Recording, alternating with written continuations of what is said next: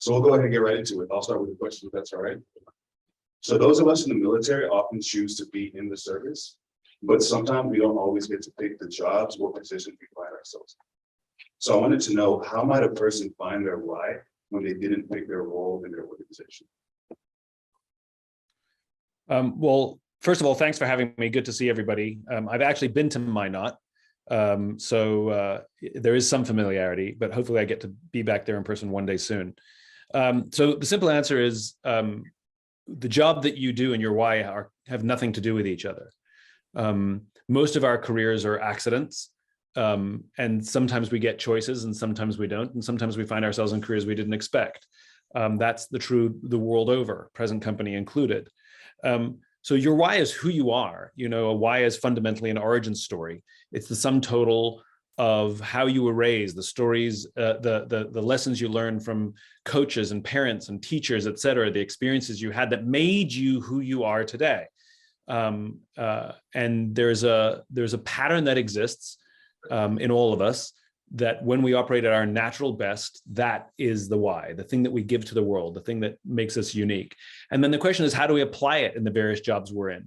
So for example, my why is to inspire people to do the things that inspire them. So together, each of us can change our world for the better. If you notice, there's no mention of anything that I do.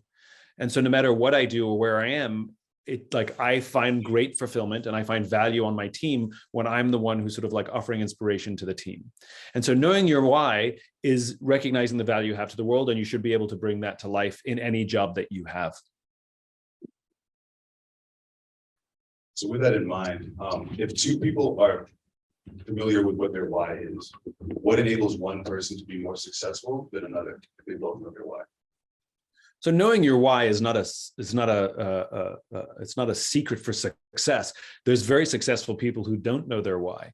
The whole point of having a why is that the things that you do, you find greater joy and fulfillment. So not only are you achieving more success, but you have joy and fulfillment in the things that you're doing. It gives a solid grounding of purpose and cause. So it's not a sort of a silver bullet. But it's also not the only thing in the model that I articulated of the golden circle, which is why, how, and what. You need all three of those. Yes, you need clarity of why, but you need discipline of how and consistency of what. In other words, you also need a set of values and a code that you follow.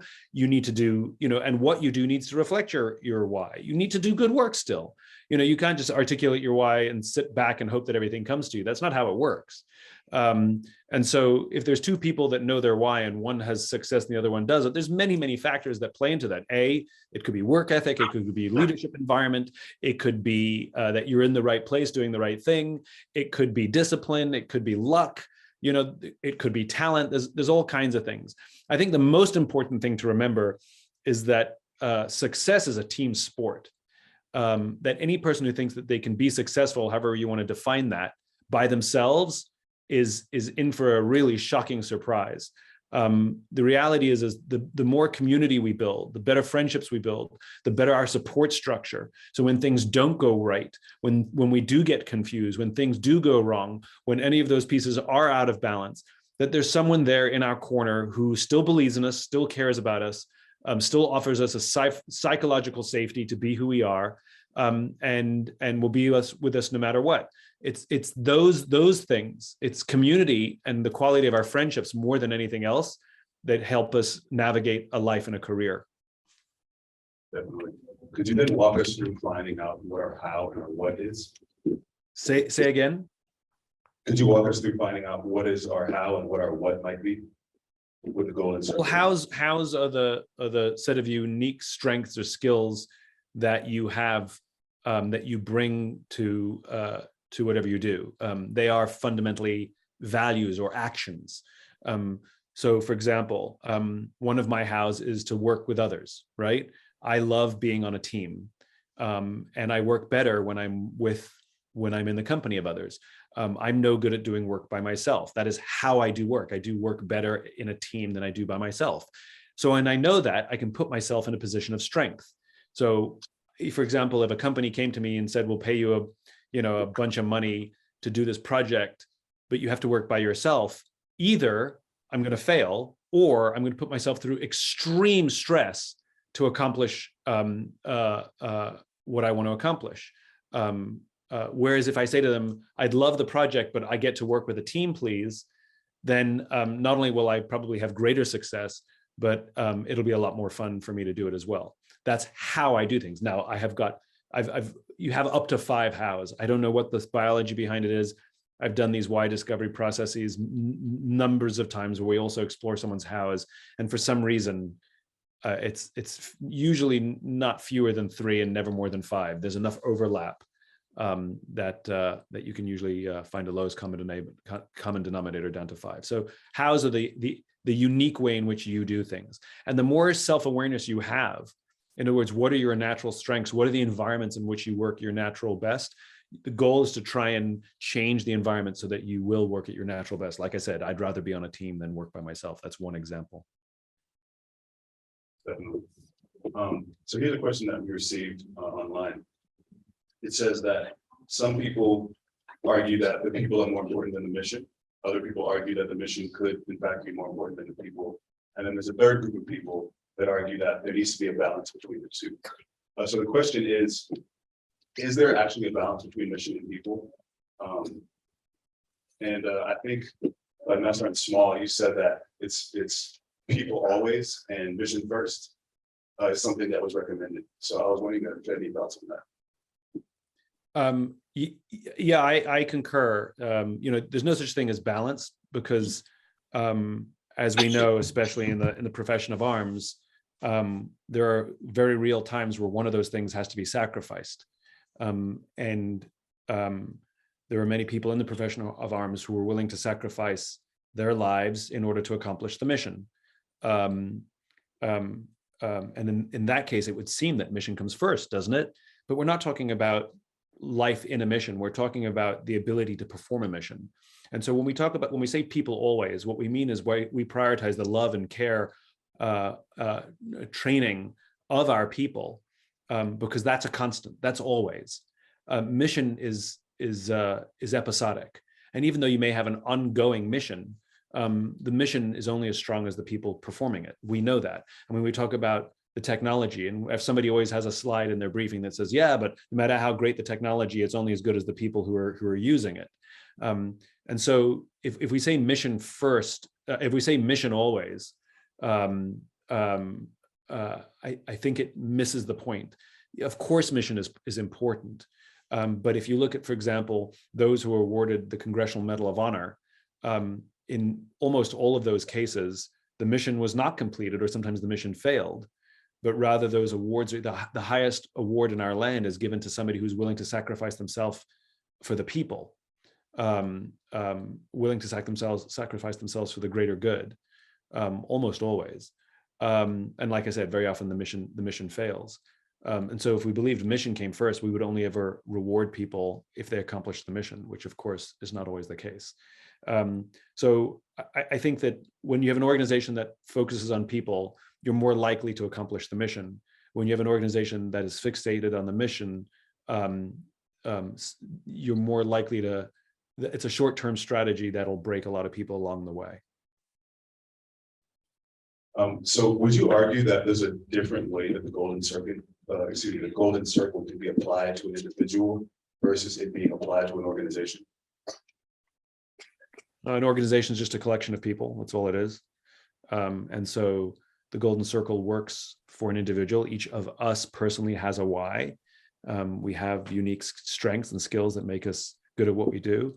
And when you take a collection of people who share a set of values and beliefs, what happens is a culture develops within that organization. That organization has a why, and it has unique strengths. We know, for example, that the Air Force is different than the Army, which is different from the Navy, which is different from the Marine Corps. You can take two people who do the exact same job, but if you're somebody who loves the Air Force and I had you go do the exact same job in the Army, I promise you'll hate it, because the cultures are different.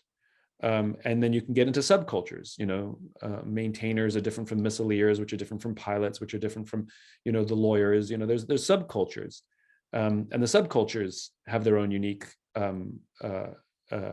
traditions, and sometimes you belong in one and not another. So yes, groups of people can absolutely have a why, and the goal is to find an organization or a group in which your why is complementary. Makes you feel like a good fit, you know? So sometimes we don't like the job we have in the Air Force, but we love the Air Force. And so the good news is the jobs are sometimes temporary, but the goal is that you belong in the Air Force. As I said before, some people in the Army hate the Army, but would thrive in one of the different organizations. And somebody who's struggling in the Air Force might thrive in one of those different organizations, and vice versa. You know, the whole idea is to find ourselves in the place that we belong. So we feel like we belong culturally. So in your book, Start With Why, you provided several examples of organizations and companies that succeeded because they focused on their why versus those that might have failed because they primarily focused on their what. What might you do as an individual if you are familiar with your why, your how, and your what, but your organization is not? It's very common. It's very common indeed where an organization, a person might know their why and the organization does not. So there's a couple ways to do it. It doesn't really matter if the organization has clarity or not. The more organizational clarity there is, obviously recruiting works better. Leadership is a little more focused. But you don't have to necessarily bring your why to life at scale. You know, if you gain authority, if the organization has a clear why, then they're operating at scale. But we can bring our why to life with our team, and we can find great love and fulfillment and incredible joy in our jobs, even if an organization is dysfunctional. So, you know, yes, we would hope that it all works. We hope that the organization knows their why, makes things more efficient, more focused, but it's not necessary for us to find joy in our own careers and our own lives. So then how does an organization, for example, you speak on Apple, we recognize that at this point in time, Steve Jobs is no longer the CEO of Apple. How might an organization continue to be successful if they're familiar with their golden circle attributes, but technology around them and the time that they're in are vastly different when they had a different leader? Organizations go in and out of balance all the time, just like we do as well. You know, sometimes we forget where we come from. We forget, you know, why we do what we do, and we become more focused on, you know, power, promotion, money, whatever, recognition. And we become so focused on advancing ourselves, sometimes at the expense of others. Our friends will literally say to us, it's like, I don't know who you are anymore. And the problem is if you continue on that path without adjusting, you know, you lose friends, you start to break trust with people, and you find yourself quite alone in your pursuit of your own career. The same is true for organizations. They go out of balance, become more focused on money above all. They also break trust with their people. They also break trust with their customers. We saw it happen with many companies, with Walmart. It's happening with Apple these days. But there's also an opportunity for them to go back to basics, to get back in balance, just like us. You know, Walmart went way off the rails, and now the new CEO, Doug McMillon, is literally going back to basics. Microsoft went way off the rails, and now the new CEO, Satya Nadella, is bringing it back to basics, going back to their foundational roots and bringing purpose and cause and prioritizing people before performance once again. And those organizations are once again much better places to work and have restored trust with their customers as well. It's an ongoing thing. Like being a good person is a never-ending story. It's like you can't just get yourself in shape and be like, all right, I'm done. It's like staying in shape or being healthy or being a parent. Like it's a job that goes forever. And the opportunity is constant progress and constant improvement, not perfection. Hey, sir. So I'm Senior Holly. I have a question for you about goals. How do you come up with more goals or determine what your goals should be if you feel like you've met everything that you had in store for yourself and you've even surpassed what you ever thought your career could be? You know, this is the nice thing about having cause, vision, which is vision is idealistic and unachievable. So for example, our founding fathers laid down for us in the Declaration of Independence a vision of the world that did not yet exist, a world in which all men are created equal. All people are created equal, right? That was their charge to us. We're never going to get there. but it's because it's idealistic. It's impossible. But we will die trying. In other words, we're going to keep making progress to get closer and closer to that ideal. So, the abolition of slavery, women's suffrage, civil rights, gay rights. You see a nation, in each of those imperfect in their own right. You see a nation striving step by step in big and small ways to try and get a little closer to that ideal that our founding fathers challenged us to get to. And the same can be said for an individual. Like, I have a cause. I imagine a world. See, it's in my imagination. It's a vision. I imagine a world in which the vast majority of people wake up every single morning inspired, feel safe wherever they are, and end the day fulfilled by the work that they do. I don't know how I'm going to get there. I also know that I will never get there, but I will devote my life entirely to trying to get as close to that as I can, with the objective of building momentum that others will continue my work for me once I'm gone. And so, a goal without a context, the challenge there is you can meet it, and then what? Then you're stuck. So I'm a huge fan of having goals and ambitions, absolutely. But to what end? Like the goals you wanted to achieve, to advance what? Was it just to advance yourself, or to get closer to advancing something bigger than yourself? And it could be, I want to take care of people around me, and the more I advance, I can take care of more people. And you can scale may be your thing. So the reality is if there's a greater context, your work will never be done, no matter the goals you achieve. Yeah.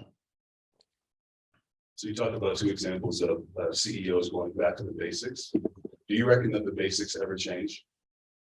They do not. As I said before, the basics of our nation go back to the Declaration of Independence, and then 11 years later, the Constitution. We have things that have fundamentally been laid down for us. The vision laid down for us in the Declaration of Independence is, sometimes we're good at following it, and sometimes we forget about it. But when we are at our natural best as a nation, that is the foundation of the work we're trying to do. The same is true for people and organizations. For many years, the Gap, if you remember, were just the basics in our closet. Like, everybody had a Gap white T-shirt and a pair of Gap khakis in their closet, the basics. And Gap was so successful that they thought that they could dictate fashion. And all of a sudden, we were like, what are they doing? And they sort of started struggling. Their business started struggling. And a new CEO came in and said, hold on. Who are we? Like, what is our purpose? And what is the reason we exist in people's lives and people's closets? And you realize it's just like the basics. And so when they go back and do that, they did well again. So it's the same thing. When we go back to who we are, like, who are you really? Like, who are you at your natural best? Go back to that. Why, again, I'll say it again, your why is an origin story. Everybody in the room has a story of where you came from. Your stories are all different, but there's something about what makes you who you are, assuming that you love the Air Force, assuming that you feel like you belong in the Air Force. You'll find commonality amongst other people. And I know what that is. There is something called Air Forciness, So for example, if the Commandant of the Marine Corps made an announcement that he wants all his Marines on parade grounds on Sunday in white gloves, without a doubt, all the Marines will be on parade ground in white gloves, and everywhere there's a Marine base, white gloves will be sold out. That's what will happen. If General Brown said, I want all my airmen on parade grounds on Sunday in white gloves, the emails will start flying. Where's the parade grounds? Why do we have to do this? Do we have to wear gloves? Do they have to be white? Why are they white? Can we wear something else? In other words, the people who belong in the Air Force, there's a culture of asking questions. There's a culture of pushing boundaries. All of the founders of the Air Force were court-martialed. Now, I know that the court-martial means something different today than it did back then, but the point is, it's an organization that's constantly running up against boundaries and challenging them. You make jokes. The only constant in the Air Force is, everybody knows, it's change, right? And like, you joke about it. And the point is the people who really love the Air Force like that. They like the fact that it's a curious organization of people who ask questions and people who challenge. The Air Force, a kid with a few stripes on their arm can say to a full bird colonel, hey, sir, I think I have a better way of doing this. And very often that colonel will say, let's hear it. Do not attempt that in the Army. Please do not do that in the Army, right? It's not going to go well, right? And again, it's an organization of ideas that's always looking to find and deliver better ways of doing things. And the people who thrive in the Air Force like that. And so no matter where you come from, if you like the Air Force and you belong in the Air Force, you kind of get a kick out of that. Absolutely. So obviously we don't advocate for civil disobedience, so to speak, but Not the same thing. Not the same thing. how do you combat red tape within the organization then? So, you live in a large bureaucracy. It is what it is. But where you don't combat red tape, you manage red tape. But where the organization will thrive is sort of little entrepreneurial ventures, solving problems where you can, how you can, outside of the red tape. And we see it happen all over the place. I went to McConnell Air Force Base, for example, and this was during when we were downrange in the Middle East. And I remember they were giving me a tour, and they showed me how traditionally the way tires and wheels are put onto pallets is you use a forklift and you pile up the tires and the wheels onto a pallet, strap them down, put them on the transport, and then take them downrange. But somebody with a couple stripes on their arm said, well, this is ridiculous. We need a lot of people. It takes a lot of time and it's really dangerous. I can roll a tire or a wheel by myself. And so somebody, one rank up probably, approved an idea that somebody had where instead of using a flat pallet, what if we made a little cage with a hinge that made a little ramp, and one person can just roll wheels and tires on by themselves, and it's way more efficient, safer, and quicker. And they built it themselves. And they tell this fantastic story of going down range, and the Air Force has these sort of like these cagey things filled with the tires and wheels on vertically, and the Army still had them piled up horizontally. And some young soldier looks over at the airman and says, where'd you get those? Like they were requisitioned or something. And that's what I love about Air Force, which is the red tape of like, I think we have a better way of doing this. Let's go to a contractor to build it for us. You don't need it.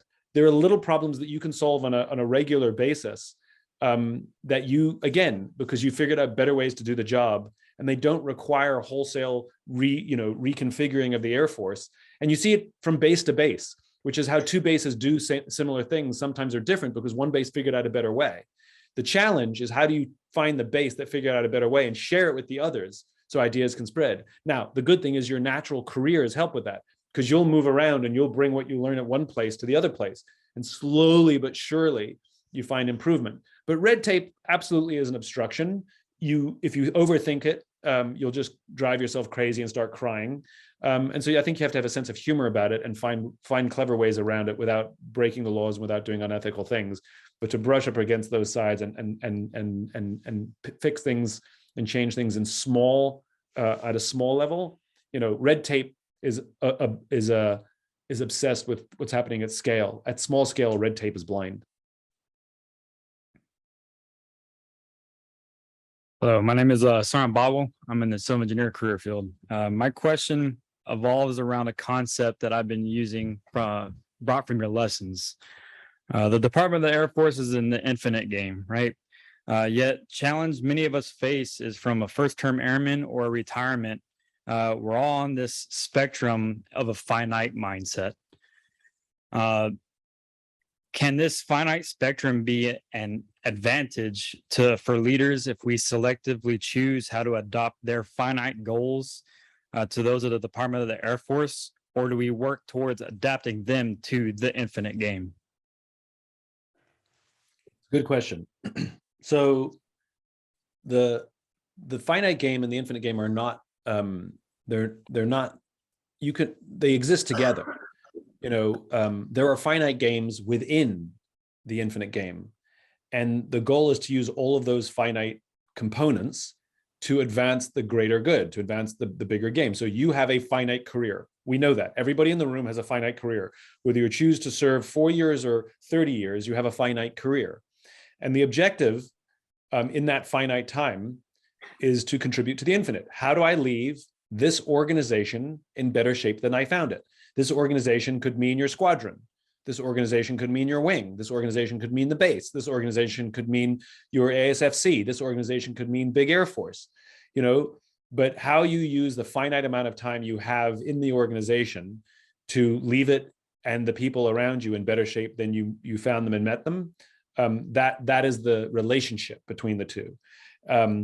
Where they go sideways is when somebody is advancing the finite irrespective of the infinite. In other words, how do I advance myself regardless of whether it's contributing to the greater good and the bigger Air Force, my squadron, my wing, my base, et cetera.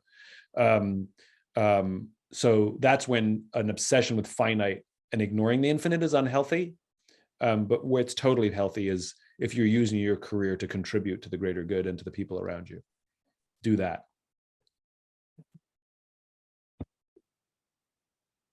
Good afternoon. I'm Airman Soronin. When it comes to the topic of trying to go for that unachievable goal, when it comes to that pathway, it's not always going to be streamlined and straight. There's going to be lots of tangents, but what kind of mindset should you adopt to try to overcome that sunken cost fallacy where you need to figure out it's time to change, where this isn't working, even though it's something I feel like I'm going towards that goal for?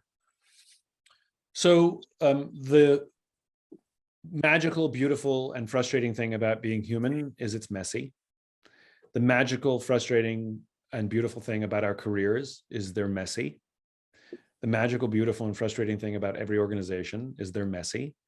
And this is why having a clear sense of vision matters, because it gives us a North Star. And it allows us to assess that is the path that I'm on vectoring in a general way towards that. So when a submarine commander says, I want my submarine to go due north, no submarine goes due north. It goes like this, right? This is what commander's intent is. Commander's intent is get there, even if it's a bumpy, windy road. And, you know, that's a micro concept. A macro concept is how do we keep the Air Force relevant forever? How do we keep, our organization going towards that greater good? And so the more that you know your vision, like, again, I'm going to go back to the Declaration of Independence. You know, we all know all men are created equal, endowed with unalienable rights. Like, we all know it because it's hammered home over and over again from when we're in school, from our leaders, from our organization, to the point where we all know the vision. And you can do the same thing for yourself. If you have a vision of the world, you say it over and over and over and over and over again to the point where it's innate, where your friends make fun of you, that the people you work with, everybody knows your vision, right? My whole team knows about Inspired, Safe, and Fulfilled. Why? Because I don't stop talking about it. I start every meeting with it. I never take for granted that people know what it is. And it keeps me focused too. And so when I have an opportunity and somebody offers me, for example, an opportunity to get on a fast jet, it seems like, oh my God, I should take this opportunity. I'm metaphorically speaking. Somebody offers me a fast jet. Metaphorically speaking, I should jump onto it because it's going to go faster than the walking that I'm doing. But the problem is, if my vision is over here and the fast jet's going over there, that's crazy. Whereas if somebody offers me a bicycle, but it's going in sort of like this direction, it's sort of vectoring towards where I'm going to take the bicycle. I'm going to take the short, bumpy road. I'd rather go slow in the right direction than speeding off in the wrong direction. And you look for those opportunities, and sometimes you realize, okay, this is a dead end. I need to change course. But I think you find yourself making better decisions over the long term when you have a very, very clear sense of that destination you're trying to achieve, and that applies to short-term goals as well as long-term vision.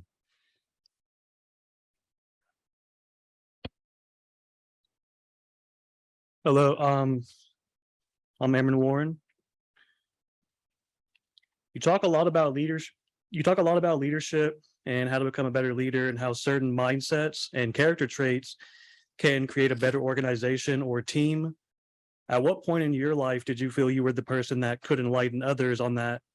And does having a background in cultural anthropology help you to realize a lot of these things and spread your message? So, my realization that I could share my ideas, that people were interested in my ideas, it wasn't my choice. It happened by invitation.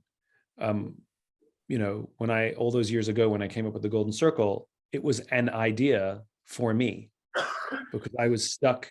I'd lost passion for my own career. It was a dark place, and it was a solution that I found for me. And whenever any of us read a book that we love or see a movie that we love, we always want to share it with the people we care about. We want to share it with our friends. We call our friends and be like, oh my God, you got to see this movie, right? And your friends go, okay. And your friends trust you because you're friends and you have similar tastes. Well, I did the same thing. I came up with this idea and I shared it with my friends because I wanted them to know about it. And they started making crazy life changes. And then they invited me into their homes to share it with their friends. And people asked me to help them find their why. And I would do it for $100 on the side. And then word would spread and somebody said, would you come talk to my organization? And I just kept saying yes. So it wasn't so much that I decided or that my ideas mattered. Sounds even corny to think about it. It was an accident. People invited me and I just kept saying yes. And even now, I have to remind myself that my perspective is different than the norm, and people do want to hear my perspective because I think of myself as an idiot, and I sort of, and so it was an accident. It was by invitation only, and I kind of like that. I think that's sort of a nice way to go through the world where we find our value because other people see it before we do, and then you sort of work to not let them down, work to make them proud of the bet they took on you. What was the second part of the question?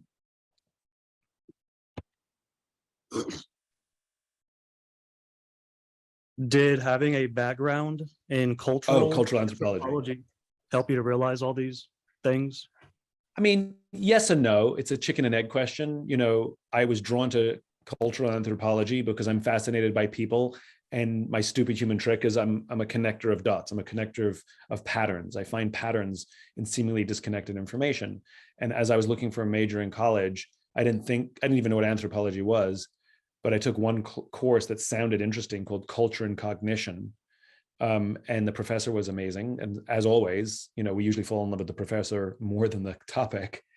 And I was in hook, line, and sinker. I found the discipline of anthropology amazing. And I studied cultural anthropology.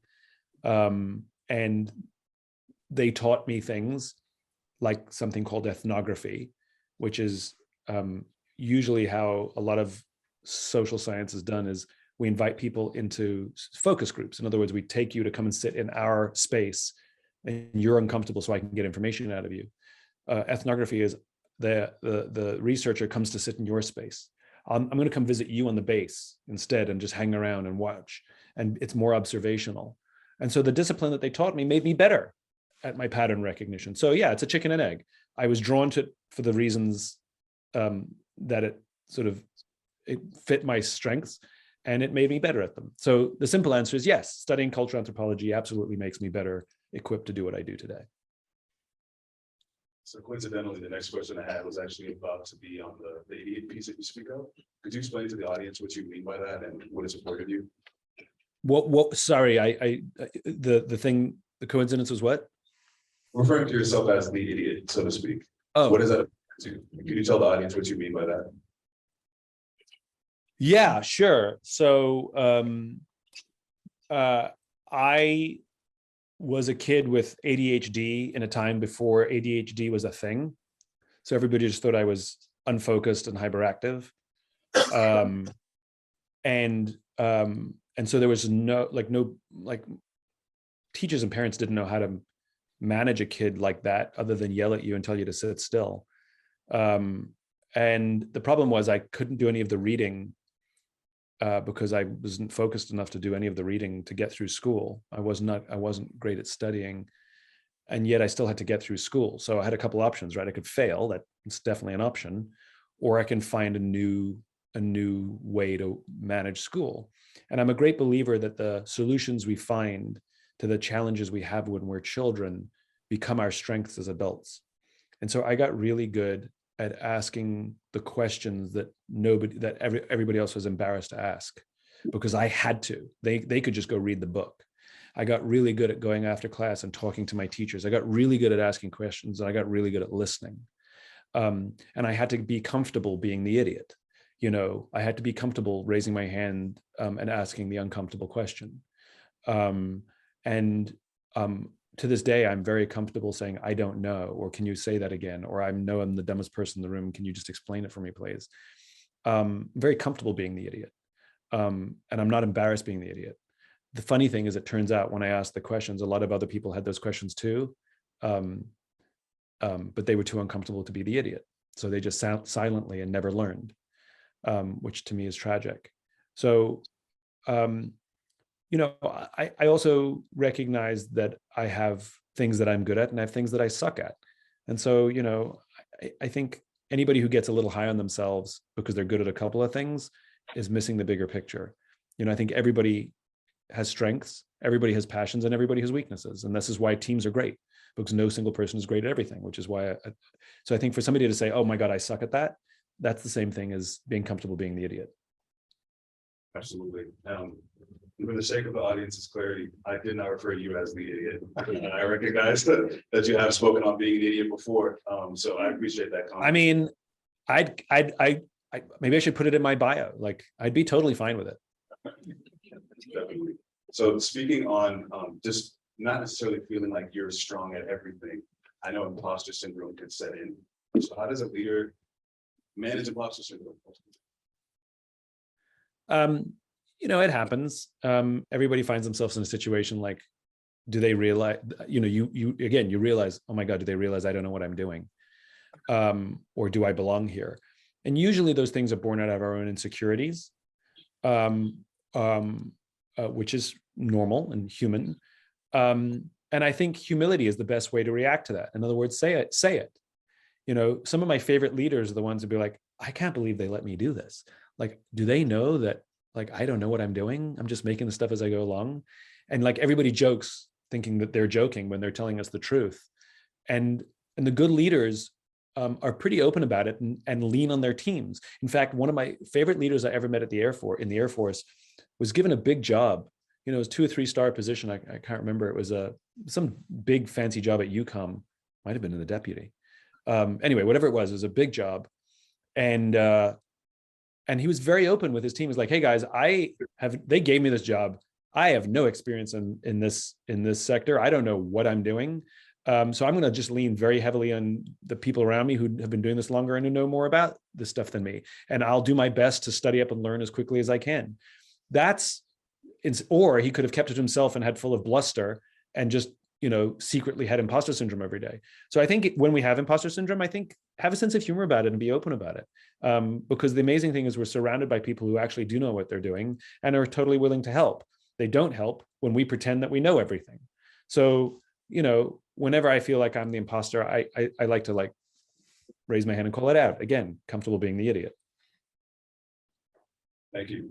Once again, anyone is welcome to step up to the mic and ask questions as well. We do have about 7 minutes left in the afternoon.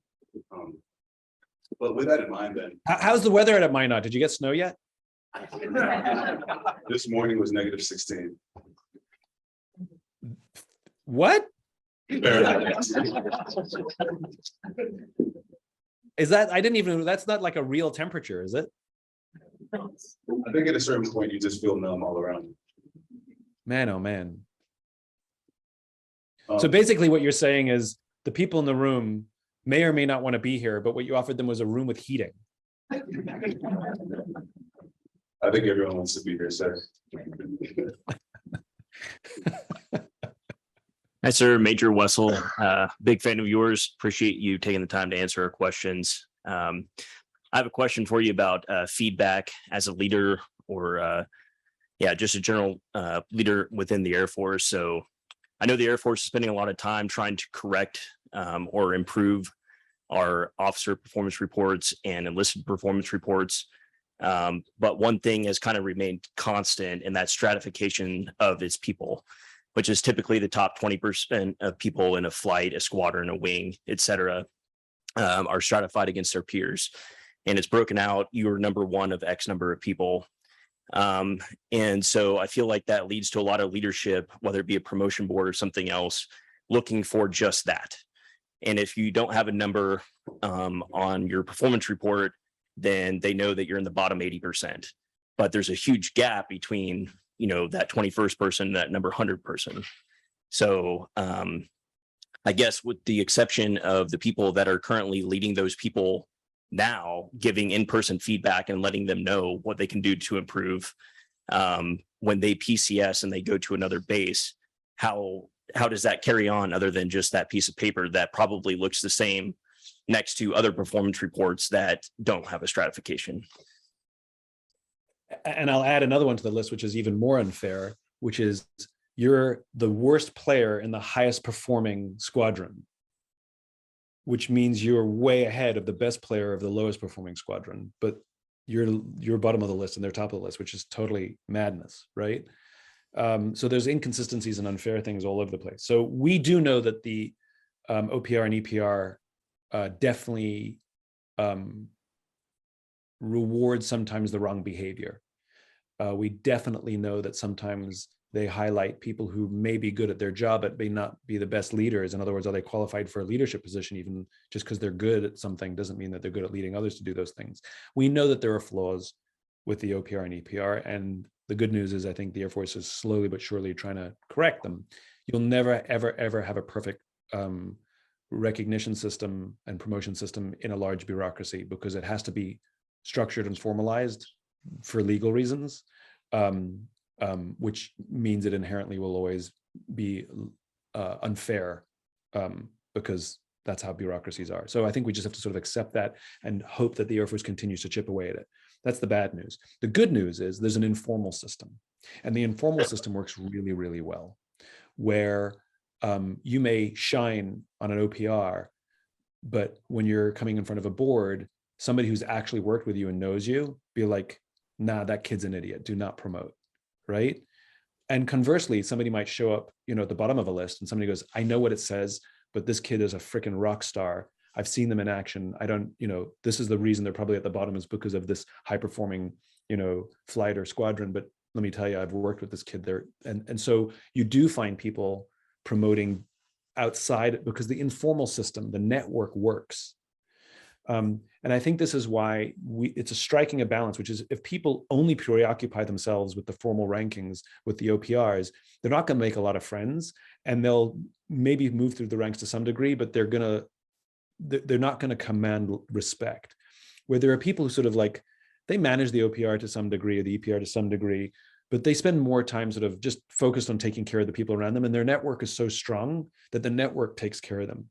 And so you have to sort of find the balance. You have to work within the bureaucracy, of course, and the rules that bureaucracy sets, but at the same time, you have to do what's right, and you have to trust your gut sometimes, and trust that not every time, but very often over the course of time, the informal system will look after you.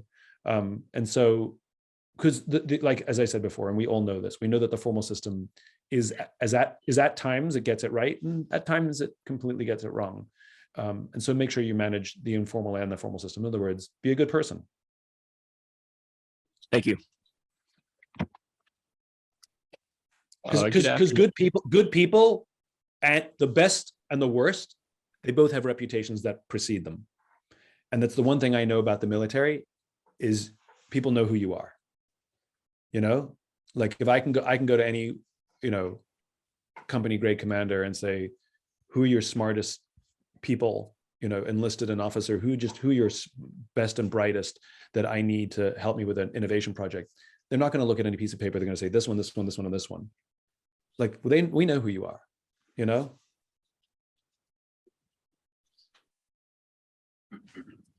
Good afternoon, Airman Soronin again, sorry. Being from the weather shop, I would like to go on the record that we had a low of -24 last night, with wind chill getting down to -38.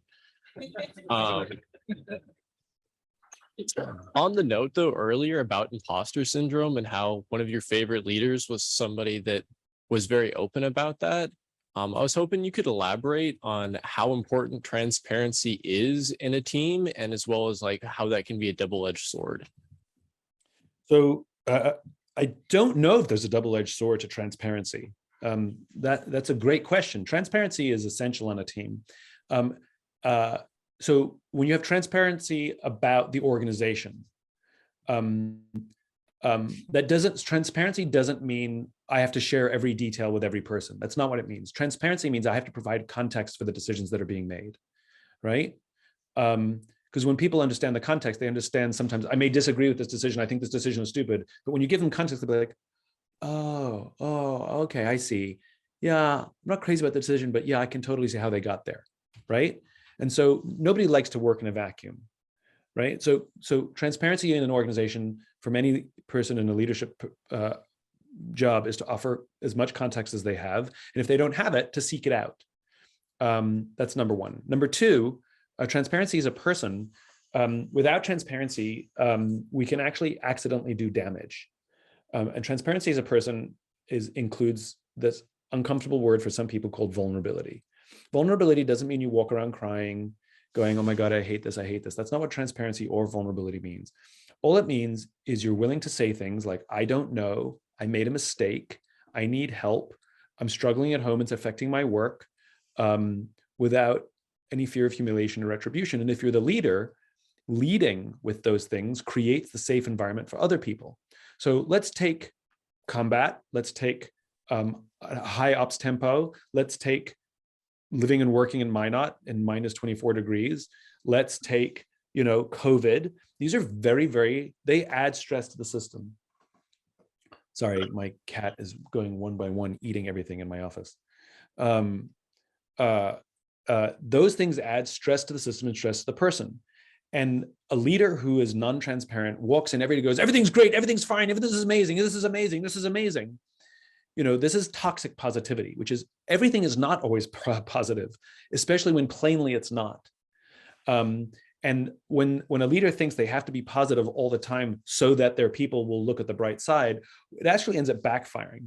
Because what actually ends up happening is somebody who's struggling sees that the boss is always positive, so they think, oh my God, if the boss is always positive in this horrible time, it must be me. I must be the one who's struggling. So it makes them feel worse. I'm a believer in optimism, not positivity. Optimism is the undying belief that the future is bright. It is not naive and it is not unrealistic. Optimism is very realistic. So for example, you can say, hey, this is a really tough time and this really sucks. And I'm not enjoying it either. And my stress is through the roof and I'm not sleeping. But here's one thing I know, that if we take care of each other and we come together and we look after ourselves through this time, we will come through this and be stronger, better versions of ourselves by the time we get out of this. There's a light at the end of the tunnel. And that's what transparency looks like. It's being totally okay. During COVID, when everybody went through some sort of depression during COVID, nobody escaped the trauma of COVID, zero. And when about 4 or 5 months into COVID, I went through mine. And I remember turning on my Zoom with my whole team. And I said, hey, look, I'm off my game. I don't know what's wrong with me, but I'm not sleeping. I'm not very productive right now. And I know that I'm probably going to be pretty unreliable right now. And all I can ask is, please just be patient with me. I'm aware, I'm working on it. And I'm going to ask for help a lot. I'm going to lean on you guys. And I'll be okay soon. Just please be patient with me. And by me being able to say that out loud to my team, guess what happened? I created a space for my team members to say to me, hey, I'm struggling and I'm not sleeping, and I could be there for them. But if I'm always like, everything's great, then everybody's going to be lying, hiding, and faking. So transparency is simply being human.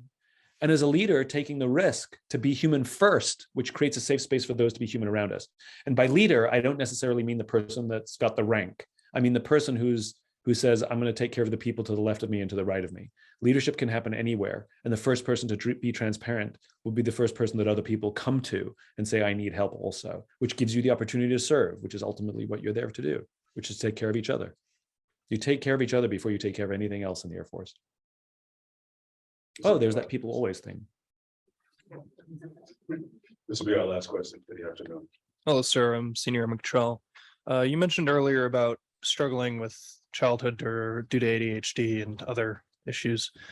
What advice could you give someone that's currently working through problems like that in the military and the unusual environment that it creates.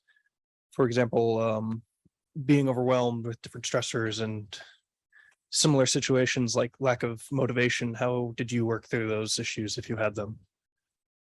So no human being is strong enough or smart enough to manage this thing called life or career by ourselves. If you think you can do it alone, you're in for a horrible shock.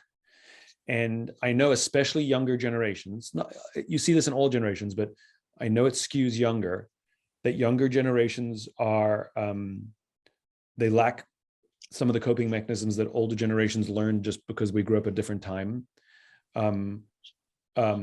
What young people have reported to me is a struggle forming deep, meaningful relationships, so very often confrontation avoidant, and very good at pretending that I'm fine and good when I'm really not fine and good.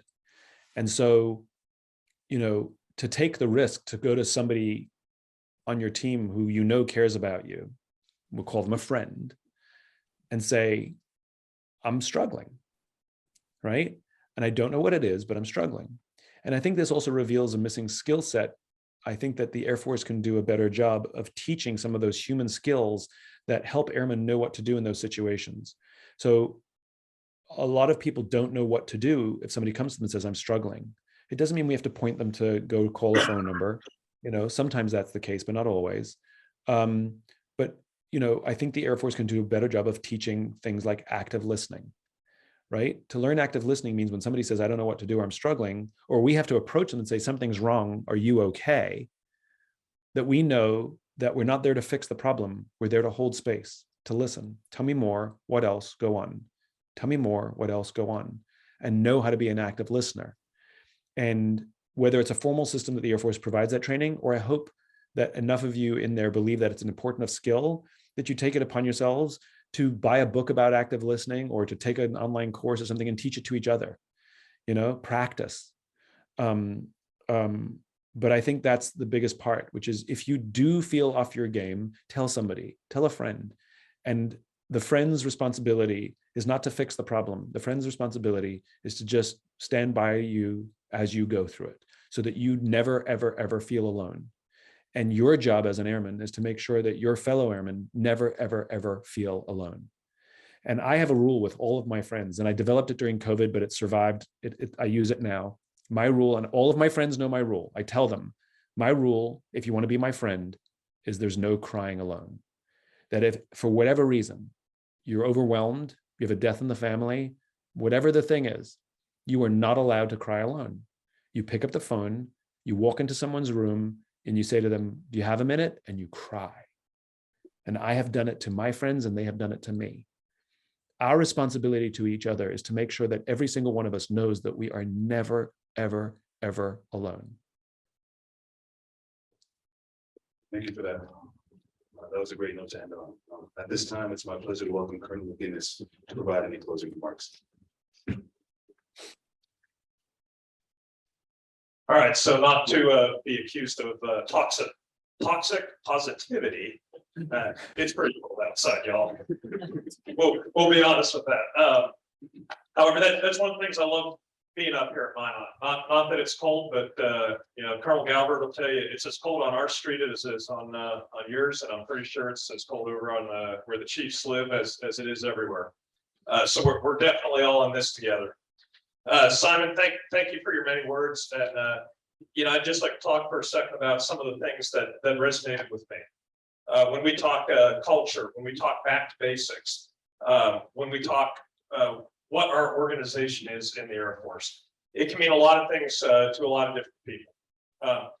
To me, when at this level that I'm at right now, when I think of what the Air Force is, I picture an old black and white photo of a dreadnought that was a kind of the predecessor to the battleship, with a biplane flying over and dropping a bomb.